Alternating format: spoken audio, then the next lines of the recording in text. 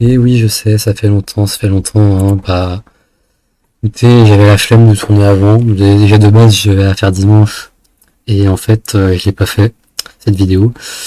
Et aujourd'hui, bah, je voulais la faire ce soir, parce que j'allais la faire aujourd'hui forcément. Vu que les Challenger EMEA 2026 Stage 1 sont... Merde, j'avais dit quoi déjà? Ah bah oui, ils sont demain, pardon.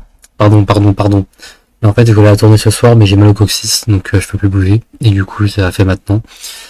Je sais que c'est pas intéressant, et je m'en fous. Et du coup, bon, bah, on va passer au sujet de la vidéo. Donc les Challenger IMIA, donc c'est toute la région IMIA, Moyen-Orient, du coup les équipes arabes et la Turquie, Afrique du Nord, parce qu'en Afrique du Sud, malheureusement, il n'y a pas de structure esport. En tout cas, pas de structure esport qui joue à Valo. Et l'Europe en général. Voilà, vous savez tout. Et donc, comment ça va se passer? Il y aura 4 groupes, A, B, C, D. Dans chaque groupe, il y a entre 3 et 4 équipes. Les deux premiers 3, vous pouvez à l'écran. Je pense que vous savez lire et que là, en bas, vous voyez qu'il y a 4 groupes. Oh merde, putain. 4 groupes, 4 équipes, pardon. Désolé, parce que j'ai un peu la tête dans le cul aujourd'hui. Bref, toutes les équipes vont devoir s'affronter. C'est le principe d'une phase de groupe ou une phase de poule. Et il y aura par contre une seule équipe qui pourra sortir de chaque groupe et aller en play-off. Et les équipes qui vont en play-off, du coup, gagneront plus de points que les autres. Et toutes les équipes ici, de toute façon, gagneront au moins un point. Voilà. Alors, premier groupe. Donc les deux premiers groupes, déjà, c'est les groupes où on s'en tape un peu les couilles, vu que c'est mandatory job life, les équipes qui sont importantes pour nous. Mais s'il y a un extraterrestre parmi les gens qui regardent la vidéo et que cet extraterrestre est fan d'une équipe qu'il y a dans ce groupe-là, eh bien, je vais quand même un peu en parler. Et en vrai, en fait, soutenez si vous voulez. Bon. Bref, dans le groupe A, il y aura Eintracht Frankfurt, je dis avec un très très bel accent, dans lequel il y a quand même un joueur français, mais j'ai pas le souvenir d'avoir vu le joueur. Ou alors je l'ai vu et je m'en souviens pas, parce que peut-être qu'il est pas forcément très très bon. Après, il a quand même gagné un split en Ligue allemande, c'est pas rien. C'est pas incroyable, parce que généralement les deux meilleures ligues de l'EMEA, c'est la France et la Turquie. Mais quand même, faudra pas sous-estimer. Puis bon, ça se trouve c'est un bon joueur et j'ai de la merde. Hein. Voilà, je connais pas. Et il y a aussi Monster. Monster, on l'avait vu chez Coy l'année dernière, mais vraiment à toute fin. L'IVCT 2025.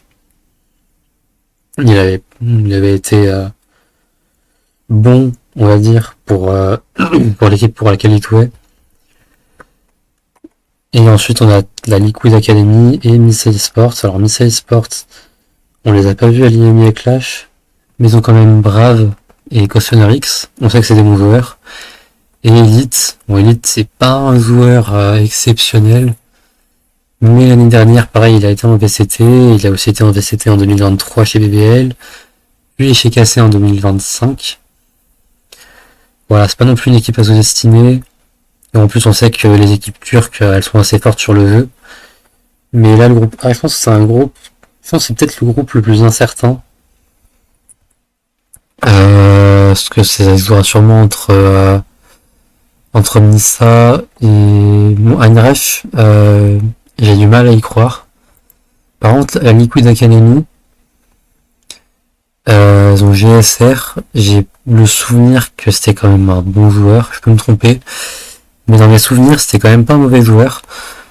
Et Kix, il a été aux Champions, si je dis pas de conneries. On va voir ça tout de suite. Il a été un EMEA stage... bon, il a été un EMEA, quoi. Ah bah si, il a été aux Champions. Non, je dis de la merde en fait. Non, il a été. Quand ils ont pas noté ses performances en, en VCT IMIA 2025, par contre, il a été à Bangkok, à Séoul. Voilà, c'est un joueur quand même qui se respecte. Le problème, c'est qu'à la fin de son passage chez Vitality, il était un peu moins bon. Et ça, c'est pour ça qu'il n'a pas été recruté après. En vrai de vrai, je pense que Missile Sport pourrait sortir du groupe. Parce qu'ils ont quand même des bons joueurs, mais pareil là c'est vraiment incertain dans ce groupe. Je peux vraiment rien dire. Enfin, rien dire. Je peux dire des choses, mais je peux rien affirmer à 100%. Alors ensuite, Barça Sport Focus Enterprise dans le groupe B. Vu qu'Enterprise fait partie des deux grands gagnants de l'IMIA Clash, je pense que c'est eux qui vont sortir et qui vont aller en playoff. Et Focus, ils n'étaient pas trop mauvais de ce que j'ai vu. Parce que je vous avoue, l'IMIA Clash, c'est pas le truc que j'ai le plus suivi. Et j'ai suivi, mais pas non plus énormément. Parce que je vous avoue que ça me faisait un peu chier. Serial, Mozi, Pyrol. Serial, je vois pas ce qu'il fout en Challenger. Enfin, pour moi, il pourrait clairement être en VCT. Par contre, Molsi, Pyrol, enfin surtout Molsi. Molsi l'année dernière chez Apex, il était vraiment pas ouf. Et Pyrol non plus d'ailleurs. Alors Serial quand même, putain, j'ai bégayé. Ça se respecte un peu plus.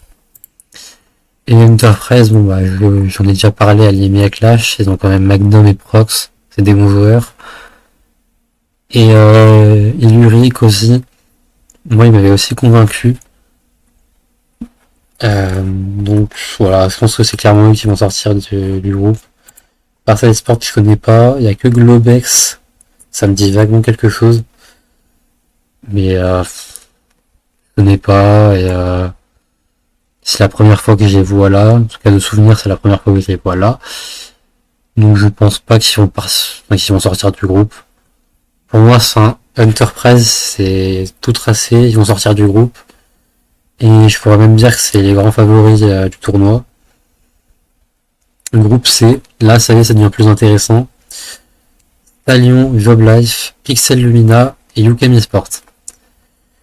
Alors Stallion, ils avaient mis à Clash, Yukam aussi, et Job Life aussi.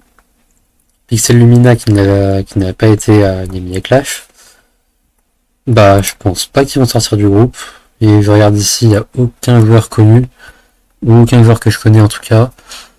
Et généralement, je me souviens quand même des joueurs que je vois jouer, qui m'ont marqué. Donc si je les ai vus, et que je m'en souviens pas, c'est qu'ils m'ont pas marqué. Donc voilà, Pixel Lumina, je pense dernier du groupe. Et après, bon, chacun en leur sens. Donc, pour moi, ça se passe à Lyon. Enfin, il n'y a aucun nom connu ici déjà, de 1. Et bon, Animé et Clash, j'étais dans les derniers, il me semble. Je vais voir ça tout de suite. Si j'arrive à comprendre les trucs de la page. Ouais, voilà, ils étaient dans les derniers. Et ils avaient perdu 2-0 face à Job Life. Alors, à moins que ça y est, ils se prennent en main, tout ça. Leur match après-demain contre JL. Normalement, ils le perdront. Job Life, c'est une équipe qu'on connaît, qui a le potentiel de sortir du groupe. Mais UCAM aussi, et en plus de ça, UCAM était vice-champion de l'EMEA Clash. Et ils ont perdu contre qui? Contre Vitality.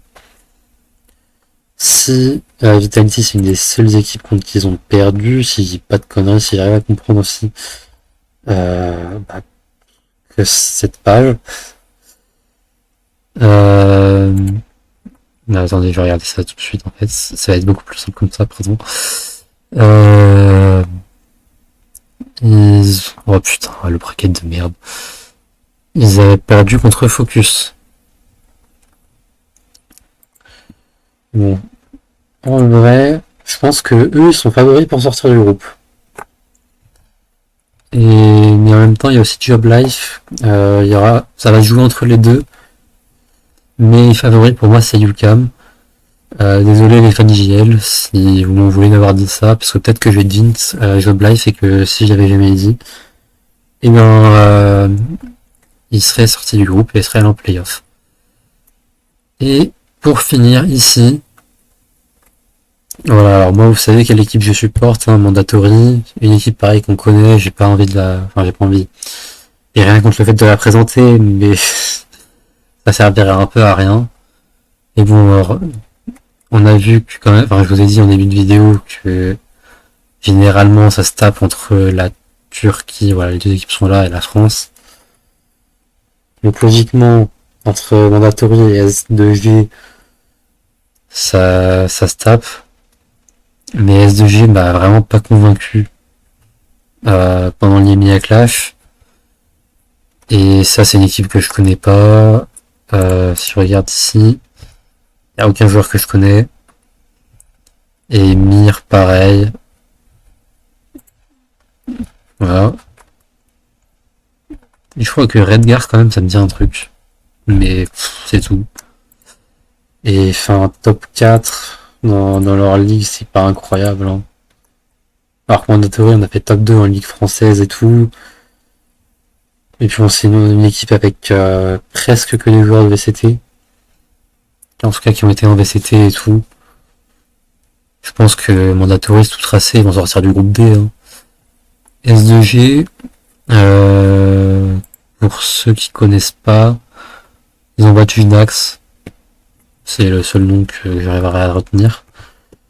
Et battu Nax, il a été en VCT, mais il a pas été, enfin pareil, il a pas été exceptionnel. Non, j'ai pas sortir du groupe. Si ça ne tenait qu'à moi, je pense que Misa, EP, UCAM et Mandatory sortiraient vainqueurs du groupe. Et normalement, en théorie, c'est groupe C contre groupe D, groupe A contre groupe B. Même si pour moi, je pense qu'une équipe de groupe A devrait affronter une équipe de groupe D. Parce que la dynamique serait pas la même.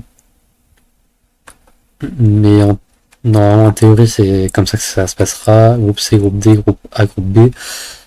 Et si UCAM sort de la phase de groupe et Mandatory aussi, le match Mandatory UCAM serait je sais pas où, en tout cas il serait là. Je pense que Mandatory a ses chances. Après on sait quand même que UCAM ils ont des joueurs IGS qui étaient forts, Litera qui a été fort aussi. Et Fampi aussi, Biscuit et Bull, je les connais pas, mais ils étaient quand même pas mauvais à l'Emi Clash. Honnêtement, je pense que enfin, moi perso je pense que Mandatory peut finir top 2, voire enfin, top 1 ça me paraît quand même un peu compliqué à envisager, mais top 2 pour moi c'est largement faisable. Top 3 aussi, UCAM, top 2 ou 3. Enfin, pour moi, c'est là que la place se joue et mis ça à top 4. Soit Mandatory gagnerait son match contre UCAM et du coup, ils iraient ici jouer contre EP qui aura joué ici. Si, bien sûr, EP gagne sa phase de groupe et son match contre Misa. Ça, c'est un scénario que j'envisage, hein, attention. Ensuite, Mandatory EP, je pense que EP est un peu au-dessus. Mais le World Bracket Final, soit il joue contre UCAM ou soit il joue contre Misa. Dans les deux cas, ils ont leur chance. Si c'est UCAM, il y aura peut-être un peu plus de chance de finir top 3. Sinon, voilà, mais ça devrait se passer à peu près comme ça. Et alors, je sais qu'il y en a qui se disent peut-être qu'ils savent pas, enfin voilà, peut-être que ils savent pas à quoi servaient les points DCT et tout ça. On va voir le classement ici. Là, c'est les équipes qui ont le plus de points. Et je vois pas ce que Mir là. Bref. C'est les équipes qui ont actuellement des points. Et je connais pas leur total de points. Mais en tout cas, normalement, elles ont actuellement des points. Et les points permettent de se qualifier au Pass of Champions. Et ensuite, le Pass of Champions, de se qualifier au VCT EMEA Playoff du Stage 2 pour avoir une chance de se qualifier aux Champions. Voilà, c'est un peu ça l'idée. Et c'est tout ce que j'avais à dire. Il faut que je fasse un récap du Master Santiago. Et bon, en fait, je repousse parce que il y a la sortie du nouvel agent qui sera disponible demain à l'heure où je tourne la vidéo, c'est-à-dire le 19 mars 2026.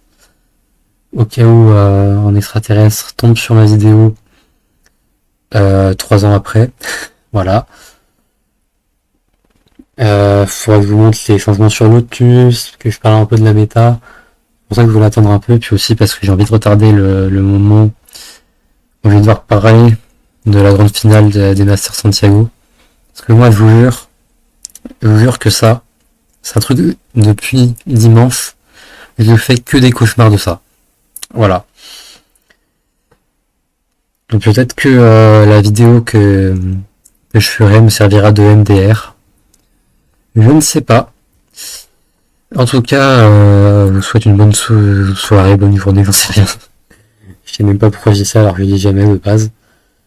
Et je vous dis à ce week-end, vu que ce week-end sera logiquement le moment où je tournerai ma vidéo. Voilà, bye.